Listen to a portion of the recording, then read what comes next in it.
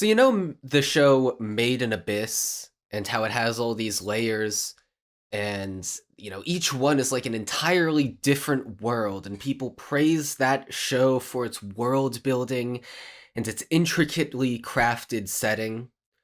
Well, today I am here to show you the next Made in Abyss because ladies and gentlemen, we have found the next layer of the stratum, the next layer of vending machine greatness. And it is the best goddamn world building you've ever seen in your entire life. And I'm, of Uh, course, joined today by Neon. Yeah. I was gonna say I'm gonna do you one better. I think this does it better than Main Abyss, TBH. I think better building, better across the board. Yeah, as you know, me and Neon infamously hate Made in Abyss. We both gave it a 2 out of 10. That's definitely true. Don't check. There's no Don't listen podcast to the that you can podcast. watch and listen to say otherwise. Don't even bother Those looking don't for it. exist. We were spreading misinformation intentionally, okay? We were just it was a social experiment, right? I mean, what does Main Abyss have? Giant mushrooms that spill water that are like inverted that you walk on. It's like really majestic looking. That's some pussy baby shit. Giant maze. Right. I'm thinking Pulitzer. It's just a fucking maze. It's just a maze. It's just a maze. It's just a maze. I cannot emphasize enough that it is just a giant maze.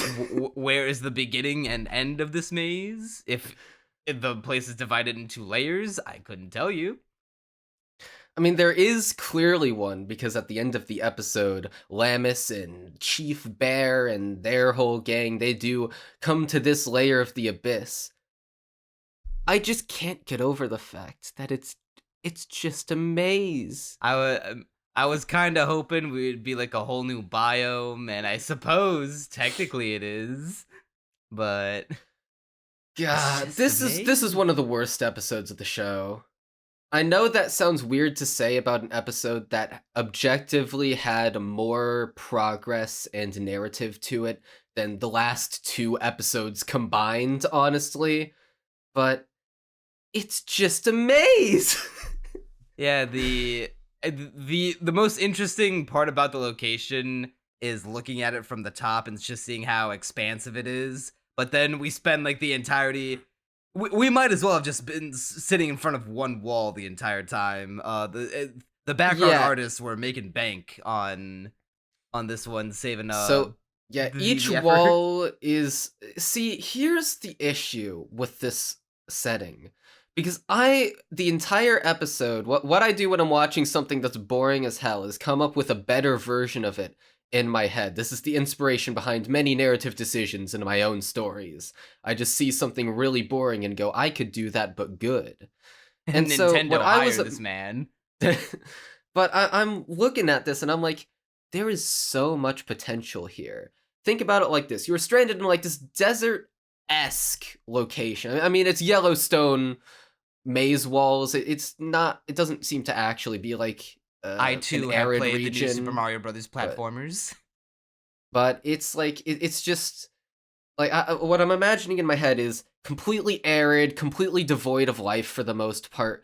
And there's like these bears adventuring through it, and they meet Boxxo. But then all the creatures are stupid strong, and so you are like, just imagine the tension build of you are stuck in a maze. That it is basically impossible to figure out your way through it. My version looks more interesting. There's maybe a few landmarks instead of literally none. Maybe one of the walls has moss on it. Maybe there's plants native to the region. Maybe there's like passive wildlife that subsists in this maze and we figure out how they do it. But then like all the predators are disgustingly strong and we do kind of get that, but not really. And not really. Nah, not really. Yeah, we meet the Maze Lord, and he's supposedly indestructible. I But will say, the flaming skeleton is the first cool looking thing to show up in the show. eh, he admittedly comes off as a little goofy to me. I Just a mean, he little is. goofy. I mean, they do kind of just wholeheartedly rip off the Attack on Titan, Colossal Titan reveal with the hand coming over the wall. Uh, but I thought it was cool. I thought it was hilarious to just go from, oh no, here come the orcs. Gotta slip them up with my kerosene oil slick, into, oh hello Satan, Lord of Hellfire. Didn't see you there. You really snuck up on See, us with I your feel like I'd giant find him booming steps. yeah. But like I feel like I'd find him cooler if the show did like a proper tension build, I guess, where we The way he properly showed up feel was the very terror. goofy, but at least like you have to admit, at least he's like cool looking. You have to try to fuck up making a giant black skeleton on fire look not cool. I was impressed with the fact that It was animated. maybe they were like, yeah, it was animated. I didn't see there were some shots that I thought might have been CG, but the fact that I couldn't tell. There was one, I was- think it's like after he eats the guys and it cuts back to the long shot of him peering over the entire maze. I feel like Oh his yeah, head's- that was the one that I thought might have been CG. I'm pretty sure that one was CG, but all the other ones were 2D. Yeah, I was surprised by that. Although in fairness, the entire maze looks the goddamn same. So I mean, like, That's where they could put the budget towards. Yeah. Yeah, they didn't have to spend too much time on the rest of it, I presume. But yeah, I just Boxxo wish has there was gained- anything more interesting in this fucking maze. Yeah, the extent of the interest does not go beyond giant skeleton on fire and talking and furries, little furry Oh guys. yeah, so the author has officially properly outed himself. He has come out of the closet as a furry. Yeah, 'Cause there's we follow nothing but Dir- dir- furries this direct- entire episode. Director Bear was just like the one pass. Every show gets one furry character, but now that there's more than one, it has failed the furry test, the not a furry test. He has failed the not a furry test. And there's these 4 kid bears who aren't interesting at all. You're never gonna remember them. The only one that I remember anything about their personality is the girl bear, Because she's a because her Fujo. she's a Fujo. Yeah, remember she has a dream where she's like, "Oh no, other bear guys' names. That's not something 2 guys should do." My subtitles did not specify what 2 guys can do. My line was, I don't think I have it quoted, but it was like, oh no, you're not supposed to do that. Just something more vague, and then Boxxo was like, I'm not getting good vibes from her dream. My subtitles were specified that's like not something 2 guys should do. So either she's a Fujo or they're actually gay and she's homophobic. I mean, I just thought to myself, why is she a slut? Because that was what the line implied on my version. It didn't say anything about, oh no, 2 guys are supposed to do that. She's Or no, probably 2 a guys Fujo aren't slut, supposed but to. not like a normal slut. I imagine Also, it's Fujo. I imagine my it's definitely subtitles Fujo. just... Well, yeah, with the context of your subtitles, mine just didn't have that for whatever reason, so I couldn't derive that conclusion. The only other notable thing that I remember from the little Bearcat guys is that the leader guy, he just looks like a furry Lloyd from Tales of Symphonia, if you know what he looks like. I do not know what he looks like, so I cannot speak as to that. By the way, all tension has been... Remember how we've been saying that, hey, maybe Boxxo's a little too overpowered. Maybe he has things a little too easy. This episode does little to dispel those allegations. He now has 1,000,000 points. He is now vending machine he had level 1,000,000 2 and points has... at first after killing the boss. And at first I did think, oh, well, there goes all the stakes, Lamau. But Boxxo decides it's time to put all those points to good use, and he powers up. He says he has his shonen transformation into Vending Machine 2. If Vending Machine 1 is so good, why isn't there a Vending Machine 2? And You know what? Vending It's Machine been 2 long enough. happens. I'm gonna say it. Vending Machine 2, greater than Super Saiyan 2. I'm just saying it. I said it. I said it. Yeah, and so Did it ever specify how many points that needed to level up? He didn't say exactly how many, but he does say at one point after uh spending all those points and then finding out that he only has a transformation time limit of 2 hours a day. He says he has just under 20,000 points now. Just under. Okay, so it was really expensive. See, I didn't catch that line.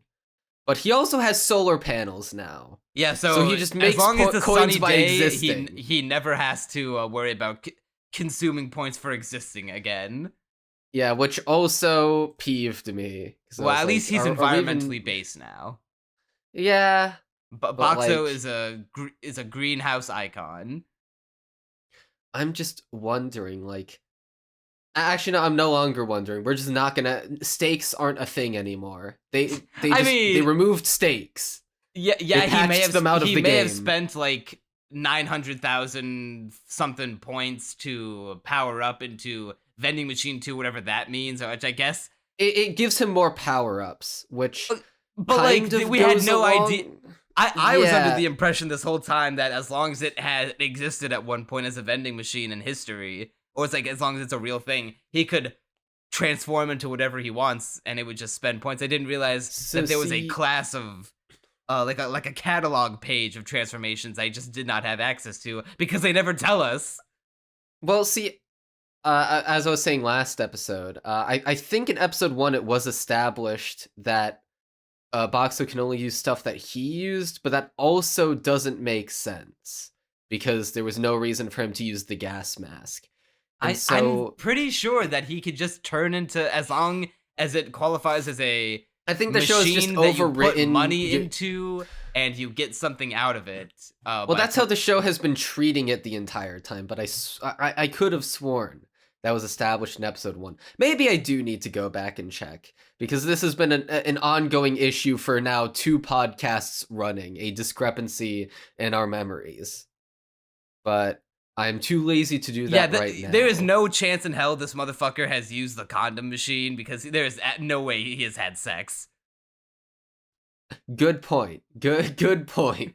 But then again, though, the thing he says about the panties machine, where he has to like say why he used it, like he can say, "Oh, I wasn't using it for any lewd purposes," implying that he had to have used it in order for it to be on his selection. Like, I feel like that was established, and I feel like this expanded catalog. I'm pretty is sure just the joke the show was retconning. That he sold them the women's underwear just because so they could have it, and not because he was like doing anything lecherous or having any lecherous thoughts about selling them underwear. It's like, I'm just doing it because it's a vending machine. I'm not like Maybe that's it. I swear to God, I'm not making this up. There's no way I just made that up out of thin air. The show on the whole is just not that funny. So, and also losing. Well, no, I'm not talking about the joke. I'm talking about the explanation that he had to have used it in his past life. I swear to God, that wasn't. I'm looking it up right now. I'm breaking. I'm finding the line right now. All right, while you look that up, I'll go over more things that he's done. Let's see. I'm looking over my notes. We already talked about the 2 hour. Well. Yeah, the 2 hour transformation limit, which I could have sworn that if you go back and like piece together periods of time, like in a certain day, he has most certainly spent more than 2 hours as something else, or had to have at some point. I'm calling the retcon on that nonsense, but I mean, a lot of this it feels very retcon-y. Like the fact that there's now vending machine 2 when that has. Oh wait, hold on! I found the line. Hold on. Okay. So I'm give me the posting the code screenshot. Of the episode. So I'm posting the screenshot. So I have. Looks like I have everything I would buy from vending machines when I was alive. I maybe... would buy. Not yeah. It's the word would, not have or had. But, like, why? I don't know. I feel like, why else would that line be there? I don't know. The limitations of this have always been like vague. A normal vending, everything I would machine. buy. Now, yeah, it's like, maybe. yeah, I would buy sake, I guess that's fair enough. Milk tea, Odin.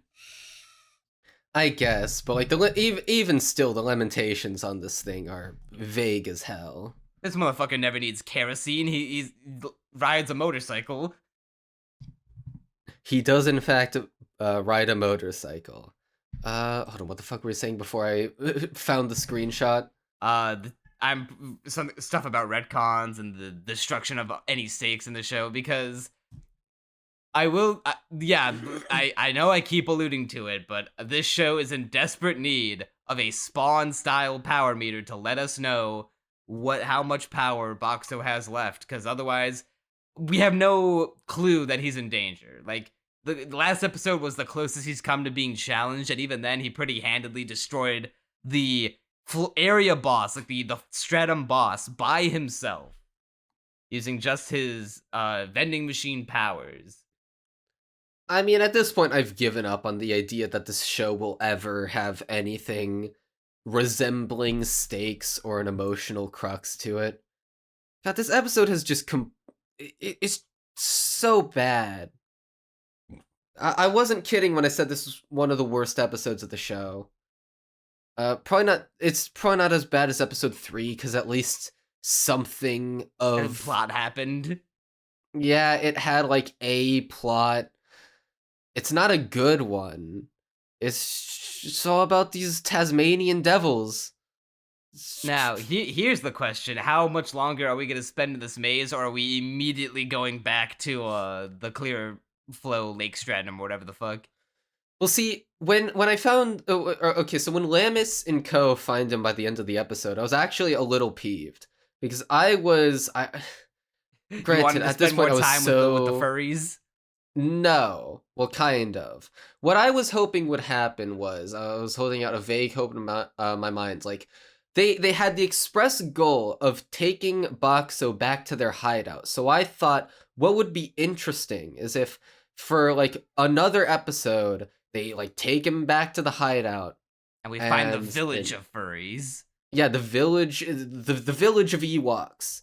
And he, has to survive there, learn about their culture on his own, not knowing when he'll get saved, or if he'll be saved, or if they know where he is. He could have to deal with, like, the added challenge of now they don't have the logic to assume that he is capable of, like, sentient thought. And yeah, so they can't translate the Tasmanian him. Yeah, the Tasmanian devil dudes, they don't think he's sentient, which I actually thought was one of the most interesting parts of the episode, because up until now, everyone's immediately understood what Boxxo is going for, which is a good writing decision in the sense that we don't have to dick around with misunderstandings. But it is kind of funny to see the inverse of it, where they don't understand him at all, and that's now a barrier he has to overcome. And yeah, I just wish, we could go back to the village and have that sort of higher stakes scenario. But instead, like, I'm just wondering, what's the appeal of the show at this point? Like, why the appeal would is that it's a vending machine in another world. That's not that would be an appeal if it was funny, though. Well, that's the thing. The show's not funny. Exactly. The one joke in the show that I laughed at was when the furry was reporting back from scouting and saying there was this one girl who was saying, "Oh, when I find that Boxxo, he had me so worried. I'm gonna give him I'm gonna nail him with a big hit when I find him." And then the Boxxo makes the wheels on him he stops with the wheels. And it's like, oh, this machine got a lot heavier all of a sudden. Yeah, that's Soul, but like generally speaking, peak has not been peak so far. There's no tension. The plot isn't interesting. The characters are not. Hulemy is the most interesting character in the show, and she wasn't even in this one, and she hasn't had a big role in an episode since like episode 5. Yeah, and even then, she only got half the episode in episode 5. She's the only interesting character, and we've gone an episode and a half without really having much to do with her. We're coming on to episode number 8, and the archer girl who is shown in the opening and ending to apparently be one of the 3 main girls. I thought she was going to be a main character way sooner than this. They're She they're has going for not the done anything. they're going for the what was her name, Sumi from Rent a Girlfriend approach, where she shows up at the very end. Can't wait for episode 11 to revolve around her, and then she'll never show up again. And the worst part is this show, the light novel, is on hiatus. So unlike Sumi, who gets at the very least gets screen time in season 2, she doesn't have a season 2 to appear in. Yeah, well, you know I assume this season will cover all 3 light novels that are currently out. it has to, because like it's like what, There's 4 no way. episodes a novel. I mean, it changes depending on the novel. I know Monogatari, Bakemonogatari is only 2 novels, but like, I doubt that vending machine isekai novels are very long. I imagine it's like four episodes per novel. Yeah, I cannot be bothered to check where this one ends in relation to the novel or the episode count, but I I feel like it's volume 2. I feel like him beating the boss and falling into the maze world would be like the start of would be the end of one novel, the start of a new one. I honestly thought it'd be more. Well, see, that would suggest that it's only 2 volumes being covered, but I thought the bit where episode 4, where lammis is like crying and clutching boxxo, I thought that was the end of volume 1. I guess that would make sense. I mean, it's the only way it would cover all 3 in this season, because otherwise it's just covering the first 2. Unless they're like rushing or dragging out some parts of the adaptation. Which wouldn't surprise me, because it's not It's very Vending good. Machine Isekai. Wow, they rushed the best arc of Vending Machine Isekai. I'm so sad that they rushed the best arc of fucking Vending Machine Isekai. Yeah, This we also episode didn't sucks. we also didn't really touch on it or make a big fanfare about it last week, but after last week we were halfway done with Peak. The Peak is half over. I'm very deeply upset that I won't be able to watch this every week. Actually, this was probably the first week where I felt like I was forcing myself to watch it, because No, back during Crunchy, it's Peak. Remember, it's Peak. Okay, it is Peak, but like even earlier on, even though episode 3 is worse, I'd say that was still early on enough where I'm like, you know what, I don't mind sitting through this.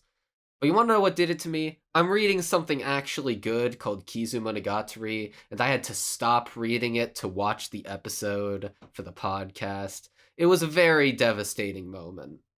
Oh, you switched from reading trash to watching Peak. I don't know what you're complaining about. This guy has the worst takes. Okay, But anyway, Mr. Lois Lane is not hot. She isn't. She literally is not. Well, but there's anyway, about 100,000 plus simps online who will disagree with you. And I am objectively correct, and they're all objectively wrong. And I am one of them. Yeah, and you're wrong. Yeah, I feel like we're kind of done now. We've kind of been going on about not vending machine isekai for a while. Overall, in terms of the episode ranking, do we want to like have an official episode ranking? I've been sort of keeping an unofficial one in my head, but I mean, I suppose you might as well. So here, yeah, let me type up a quick one. What did we agree was the best one? The AIDS one? No, that's literally the worst one. Oh wait, okay, no, you're right, but it had the best moment in the series. Okay, well that's the best moment in the series, but episode 4 is easily the best. So my ranking right now is 4 at the top, then 1, 6, 5, 2, 7, 3. Yeah, mine's 4, 1, 6. You have to remember what happens in 2.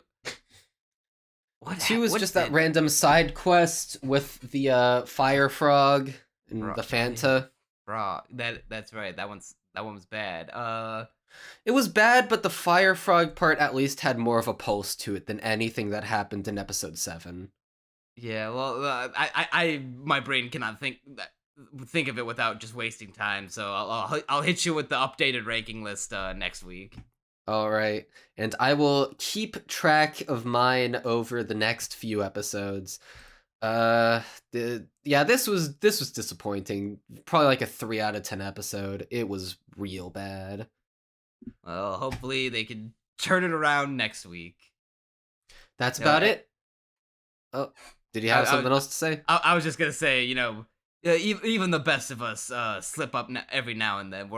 Peak is only human at the end of the day. Yeah, Peak is only human, which is why it's only had one good episode. That's what. Hey, it's more than the other isekai that's come out this season so far. True. So, in that case, it is actually the best isekai this season. Yeah, that's about it. See ya.